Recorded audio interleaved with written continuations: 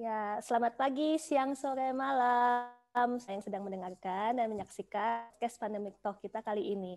Kembali bersama saya, Dr. Agustini, dan dengan narasumber kita, dokter spesialis penyakit dalam, Dr. Dexa Medika. Hari ini kita akan membahas mengenai organ-organ tubuh apa saja yang bisa terkena efek dari COVID-19 atau COVID-19. Nah, kita ini kan sudah setahun ya, hampir setahun tanpa terasa kita sudah berada di dalam pandemi ini.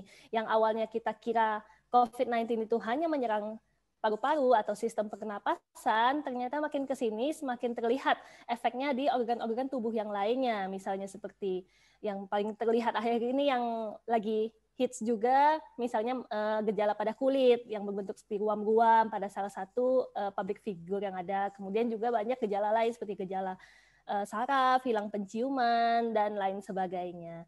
Nah, jadi sebenarnya COVID-19 ini bisa menyerang organ apa saja sih? Nah, hari ini kita akan bahas bersama Dr. Dexa ya, Dok ya. Ya, Apa kabar, Dokter? baik, Baik. baik saja. Baik Gimana ya, dokter Dok ini? ya. Sehat? Baik juga. Oh, syukurlah. Oke, iya, sudah nggak terasa ya, Dok ya, kita sudah masuki tahun 2021. Ya, semoga nanti harapannya di tahun 2000 akhir 2021 kita udah nggak ngomongin COVID lagi deh, udah hilang pandeminya. Amin. Amin, sudah selesai pandeminya. Ya. Iya, Dok. Jadi kita Hmm. yang sudah hampir setahun ini berada dalam pandemi ini, makin ke sini kan COVID-19 ini makin terlihat ya, Dok ya, bahwa Hmm. ternyata dia bukan penyakit yang menyerang salah satu sistem organ saja, tapi sebenarnya penyakit sistemik yang menyerang berbagai organ ya, Dok ya. Nah, sebenarnya apa saja sih, Dok, organ-organ di dalam tubuh kita yang bisa diserang oleh virus ini? Ya, jadi awal kan kita mengira COVID-19 ini hanya suatu flu biasa ya. Flu biasa kayak flu-flu pada umumnya, di mana pada awal ini kita ketahui sendiri bahwa famili virus ini itu seperti MERS-CoV-2 itu kan juga apa ya, ibaratnya ganas juga ya, ibarat waktu awal. Terus kemudian SARS-CoV-1, kemudian ini SARS-CoV-2 atau COVID-19 yang kita kenal sekarang. Awal kita kira ini bukan penyakit yang menyerang sistem pernafasan kayak si saudara-saudara sebelumnya. Tapi lama-kelamaan timbul beberapa gejala, mungkin sudah dulu gejala ini itu tidak nampak muncul dengan jelas. Tapi sekarang semakin ke sini spektrum klinis gejalanya itu semakin luas banget. Ya. Entah karena apa atau suatu hal atau akibat lain dari virusnya sendiri atau sistem imun atau sistem antibodi kita yang menyebabkan hal seperti itu masih dipelajari lebih lanjut. Lalu organ apa sih yang sebenarnya terkena? Yang jelas yang pertama ini pasti paru-paru ya. Itu sudah pasti paru-paru. Kemudian organ kalau kita runut dari atas ada otak. Kemudian setelah otak kita tahu sendiri ada yang matanya merah, organ mata. Kemudian hidung, ada gangguan penciuman, mulut, ada gangguan perasa. Kemudian turun ke bawah ada paru-paru, kemudian jantung yang bisa terkena, kemudian sirkulasi pembuluh darahnya sendiri, terjadi penggumpalan, koagulopati, kemudian di liver juga bisa meningkatkan enzim di liver, di ginjal dia juga bisa menyebabkan gangguan ginjal, terus kemudian yang hype itu ya ini kulit akhir-akhir ini kulit, kan ya sering menyebabkan ruam-ruam seperti itu. Jadi di lain hal juga bisa menyebabkan adanya gangguan regulasi gula. Jadi ternyata dia ini menyebabkan hiperglikemi pada awal, meskipun pada yang tidak punya gula atau penyakit diabetes. Menyebabkan kenaikan kadar gula di dalam darah ya, Dok ya? Ya, jadi unik ya. Saya sampai saat ini pun kayak ilmu saya yang saya pelajari hampir 10 tahun lebih itu kayak ibaratnya ini penyakit apa kok bisa sampai segininya, masih bingung juga. Jadi nggak hanya Hmm. masyarakat umum ya, dokternya, tenaga Ya, kesehatan dokter pun, juga. saintisnya pun sampai sekarang tuh dibuat bingung sampai geleng-geleng. Itu sih. Mm-mm. Iya ya dok ya. Karena apa ya, meskipun sudah hampir setahun gitu ya, atau bahkan sudah setahun sejak munculnya itu, ternyata masih banyak gejala yang kemudian harinya ditemukan, dan apalagi mekanisme yang mendasarinya ya dok ya, itu masih dalam Hmm, penelitian semuanya. Apakah karena benar-benar. virusnya sendiri, apakah karena sistem imun kita, atau hal yang lainnya ya. Hmm, Oke. Jadi berarti dari penjelasan Dokter Deksa tadi, hampir semuanya ya dok ya, hampir semua ya, sistem organ sebenarnya. benar. Hampir Mm-mm. semua dan banyak organ-organ penting ya yang diserang.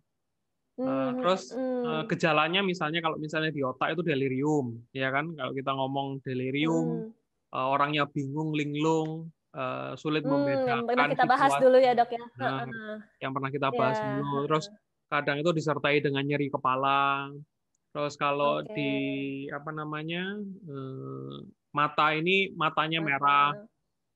hidung ini ada Mm-mm. gangguan penciuman anosmia yang awal apa gejalanya ibaratnya khas pada apa Khas ya. COVID-19 ini, tapi 19. Mm-mm. ya ini terus ada gangguan perasa atau pengecap.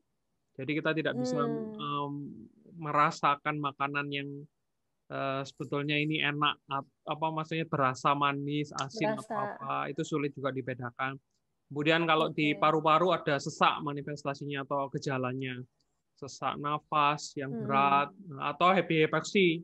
Sesak nafasnya nggak Happy kelihatan, hypoxia. tapi ada Heeh. pemeriksaan saturasi itu saturasinya turun. Terus kalau misalnya Mm-mm. di jantung dia bisa apa radang di jantung juga miokarditis. Oke. Terus kalau di liver ini ada peningkatan enzim liver berarti SGOT SGPT-nya bisa meningkat. Di ginjal bisa menyebabkan gagal ginjal akut yang lama-kelamaan kalau Oh, misalnya wow. ini tidak ditangani dengan baik bisa menetap, bisa menyebabkan gagal ginjal kronis juga. Ginjal kronis. Terus Mm-mm. di apa ada pembekuan darah, biasanya dicek dedimernya tuh tinggi banget. Oke. Terus Jadi kalau merah. di sistem endokrinnya regulasi gula darahnya gampang naik. Dan yang terakhir kulit yaitu ruam-ruam itu merah, Oke. kemerahan, terus kayak timbul kayak apa bentol-bentol. Bentol-bentol apa kayak apa ya, waktu itu juga ada teman saya itu kayak bulatan isi cairan kayak gitu, Nah, vesikel vesikel gitu. Macam-macam banget ya dok ya. Oke. macam-macam. Nah, Ngeri kalau macam-macam banget. lihatnya itu. Heeh. Nah ini dok, yang berarti yang perlu kita waspadai, artinya yang mungkin menyerang organ vital itu yang seperti apa dok? Ya, kalau yang ya otomatis yang organ-organ vital yang penting ya, organ-organ yang Mm. jika kita itu ada gangguan dan bisa mengenai organ vital tersebut bisa mengakibatkan gangguan sirkulasi, gangguan pernafasan, Mm-mm. atau gangguan saraf berat. Jadi misalnya kalau misalnya dia ada gangguan gagal nafas, itu kan it's Mm-mm. matter of time ya. Jadi bisa jam, Betul. hari, kondisinya memburuk, bisa sampai meninggal. Terus Meninggal. apa Mm-mm. namanya terjadi cytokine storm, itu juga bisa terjadi shock Mm-mm. atau kondisi saat kita terkena COVID, hampir semuanya mengenai organ, akhirnya sistem pertahanannya turun pada saat dirawat itu.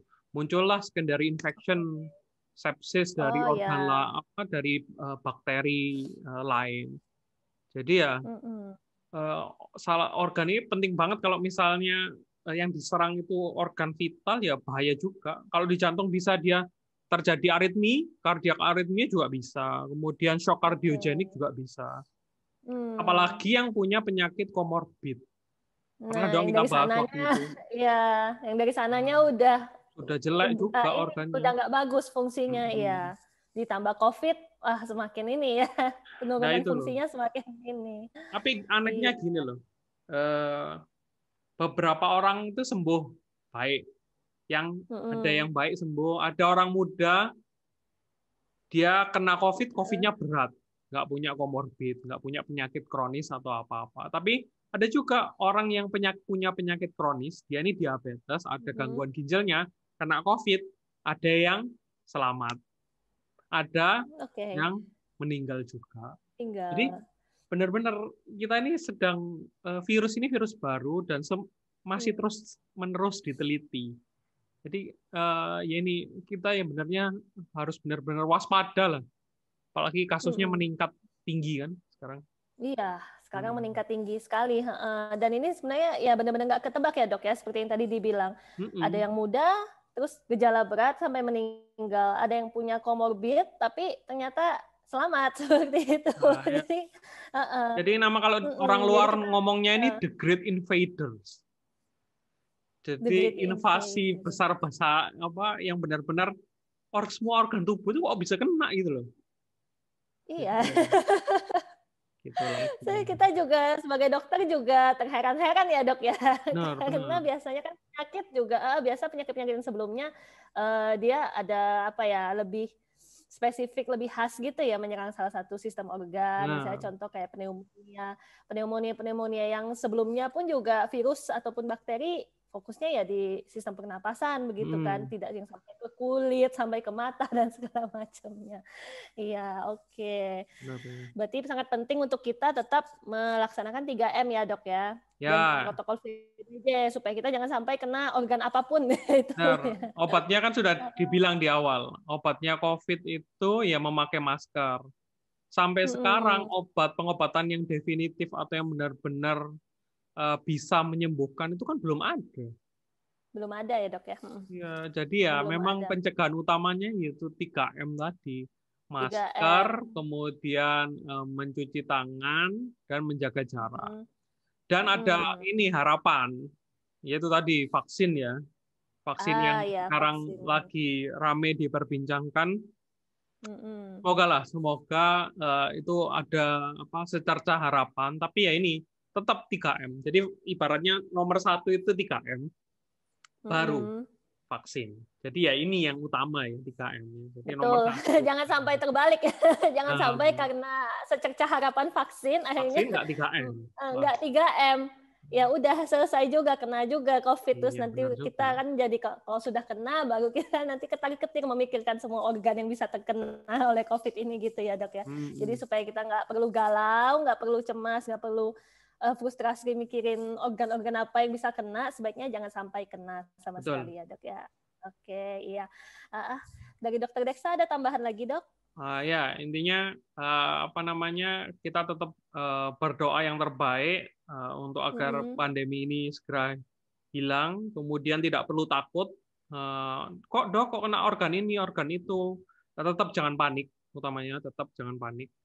Ikuti aturan yang ada, protokol yang ada. Kalau bisa itu dibaca karena COVID ini bukan hanya milik tenaga kesehatan, saintis, peneliti, pemerintah, tapi ini berdampak pada masyarakat. Mau nggak mau kita harus membaca, budayakan literasi tadi. Jadi memang kita harus membaca. Sampai kapan nggak mau membaca dan nggak mau mengetahui penyakit ini? Iya kan? Tidak semua keluarga itu ada saudara yang bekerja di dunia medis. Jadi orang yang di dunia medis pun kadang juga masih beberapa ada yang ibaratnya karena capek ya lelah, akhirnya juga turun protokol kesehatannya. Tapi ya itu kita harus kembali terus-menerus untuk mengingatkan lagi. Tidak perlu takut. Kalau Anda sudah membaca penyakitnya, kelemahan penyakit itu ada di mana, kelemahan penyakit itu biar tidak mencegah, biar kita bisa terlindungi atau mencegah kita dari tertular ya, pakai masker. Jadi membaca, ternyata pakai masker itu bisa melindungi kita. Dan semoga dengan pemahaman membaca akan meningkatkan awareness kita, kewaspadaan kita untuk semakin meningkatkan 3M. Karena kita tidak bisa hanya menjagakan apa langkah pemerintah atau kebijakan pemerintah lagi. Karena ini masalah bersama, ya selesaikannya harus sama-sama. tanggung jawab kita bersama ya dok ya. Betul. Dan sudah banyak banget kayaknya platform selain Pandemic Talks pun banyak juga yang menyediakan informasi apapun yang dibutuhkan, ya yang valid dan kredibel juga. Jadi semoga teman-teman intinya semua cek sumbernya ya, cek sumbernya. cek sumbernya. Banyak juga yang mengedukasi, tapi juga harus dilihat sumbernya. Lebih baik kalau bisa menyertakan sumber. Jadi kita bisa ngecek ke sumber aslinya itu benar apa enggak. Edukator ini benar atau enggak. Semua edukator pasti akan legowo kalau misalnya diberitahu ini kok saya baca di sini ada yang seperti ini kok ini ya. Edukator yang benar adalah dia bisa oh ya ternyata saya salah, saya akan membenarkan. Tapi kalau misalnya benar, tolong diikutin. Sumbernya sudah cek benar, ini ya masyarakat harus bisa mengikuti dengan baik dan benar. Gitu. Sumber utama tetap rujukan kita ya pemerintah ya, tapi ya harus pemerintah juga harus tetap dikawal juga. Betul. Kita saling memantau ya dok ya, supaya semuanya demi kebaikan kita bersama juga. Oke. Iya, baik. Terima kasih Dokter Deksa untuk informasi yang bermanfaat hari ini. Semoga bermanfaat ya. Semoga podcast kita hari ini bermanfaat untuk menjawab pertanyaan-pertanyaan teman-teman semua. Ya, saya Dokter Tini dan Dokter Deksa pamit. Sampai jumpa di podcast kita yang berikutnya. Salam. Sampai jumpa. Salam.